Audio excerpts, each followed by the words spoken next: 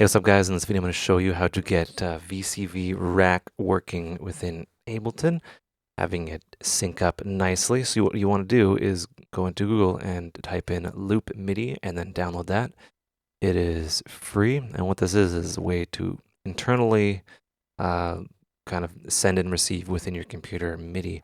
The MIDI signal is quite useful, and we'll just open that up. And when you first open it up, you're going to want to hit that little plus icon. And what that'll do is that'll create a media port. You can create a lot of them, but yeah, we're just going to do one for now. I'm going to move that up here. So what we're going to do is we're going to open up Ableton, create a new MIDI track, and I want my output to be loop MIDI port.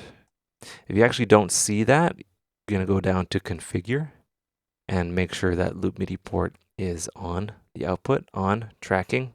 So you're sending MIDI out from Ableton via loop MIDI port, and that will go to VCV rack. So let me just get this open here. Move that over. Okay, so this is what this looks like. We're going to want to create a couple core interfaces here. MIDI to CV interface, loop MIDI port 5, right? And this is what is being received from VCV rack from Ableton. And then we're going to want to be able to hear it. Audio interface. Cool. And I will select my ASIO Sapphire, which is my sound card. Yours might be different. So yeah, let's drop in a fundamental voltage controlled oscillator and a VCA and a ADSR. This is our basic synth. This is what we're going to be needing. So I'm going to move that over here. So my output will go from, the output of the VCA to outputs 1 and 2. And then my ADSR output will go to the exponential out. I'll turn down my attack. And I'll have a square wave going to the in. I had that reversed, so my output, kind of going in. This is a dual VCA. Sorry to confuse, but you should kind of know what you're doing. So from here, from my MIDI, I will go 1 volt per octave to this. So we got pitch. And then from my gate, I will go into my ADSR.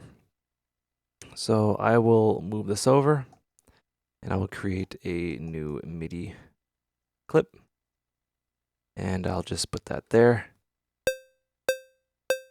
I hit play on Ableton, and it is working in my rack.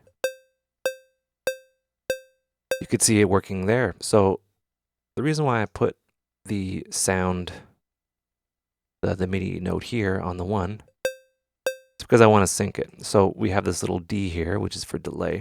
I'm going to enable that, and I see that here. I'm going to hit my metronome. You can hear a little bit of a delay. Right, so I'm going to offset it by a couple milliseconds. 13 milliseconds should do it. Right, and then there you have it. It's synced up to Ableton. And one thing you need to look out for is if the notes are like kind of really close leading into one another, you get like a weird kind of legato thing going on. So just kind of shorten them, and then you're good.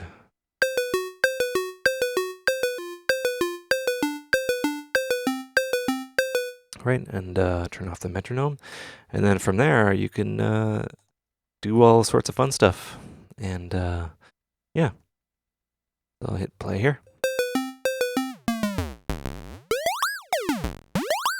Right, and yeah, you could do all sorts of stuff with the gate, velocity, mod wheel, pitch. You can, yeah, I'll show you that. So you can do, say, okay, I got it. Fundamental voltage control filter. And you want the output to get up there. The output of here, low pass filter, and the output here. Wait, I confused myself. The output, no, that's not gonna work. Never mind, wrong Wrong situation here. Input here, low pass filter out, in, there. All right, so we have that, and I want to put the pitch wheel to the frequency. So I'm modulating the frequency of the filter with the pitch wheel. So let's see what that sounds like. I will just duplicate that over there, right click, consolidate, so it's one big guy. And I want my envelope, which is my pitch bend here, so let's see what that does. And why is nothing coming out? Okay, so let's do some problem solving in real time. So it should be sending out pitch. I hit play here, and we got...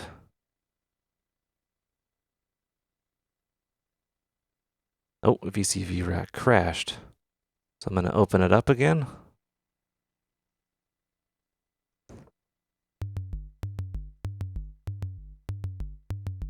Okay, so we're open.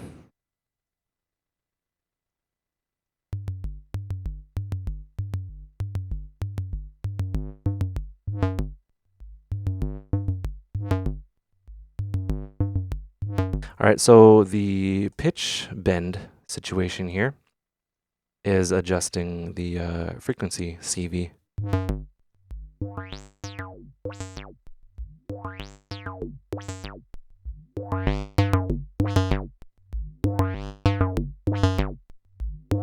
All right, VCV crashes sometimes when you're doing kind of complex routing and stuff like that. But it's new, and I'm sure they're working on it, and it's become quite stable recently. But yeah, that's basically how you do it. You just have to kind of, watch out for it just spontaneously disappearing. Cool thing about loop MIDI, just to kind of finalize, is you can actually see the data being sent and received, like what's going on here, and it's in bytes. So this is kind of useful to monitor what's going on.